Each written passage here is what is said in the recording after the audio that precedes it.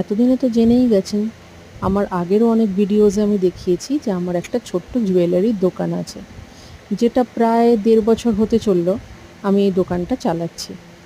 এবার আসি প্রত্যেকদিন রাতের যে রুটিন সেটাতে। দোকান বন্ধ করে, লাইট অফ করে, বাইরের বোর্ড তুলে, সমস্ত কিছু নিট অ্যান্ড ক্লিন করে রেখে তারপরে কিন্তু স্কুটি নিয়ে আমি বাড়ি ফিরি। ফাইনালি চলে এলাম ফ্ল্যাটে। সেখানে এসে এবার মনে হয় যেন হাঁপ ছেড়ে বাঁচলাম।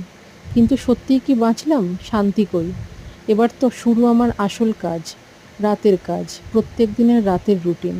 প্রথমেই বাড়িতে ফিরে আগে আমি ফ্রেশ হয়ে নিই, হাত মুখ ধুয়ে ভালো করে এবার চলে যেতে হবে রান্নাঘরে।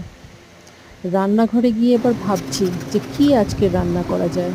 বেশি কিছু ইচ্ছেও করছে না, আজকে গরমও প্রচণ্ড পড়েছে। দেখলাম ভেন্ডি রয়েছে ফ্রিজে, তাই কয়েকটা ভেন্ডি কেটে নিলাম। ভাবলাম হালকা করে একটু ভেন্ডি ফ্রাই করে নিই। রুটি তো আমার কেনাই থাকে, প্রত্যেক দিন আমি রুটিটা কিনে আনি। একার জন্য আর দুটো রুটি করতে ইচ্ছে করে না। যাই হোক, ভেন্ডি ভাজা আর রুটি, এটাই ছিল আমার আজকের রাতের খাবার।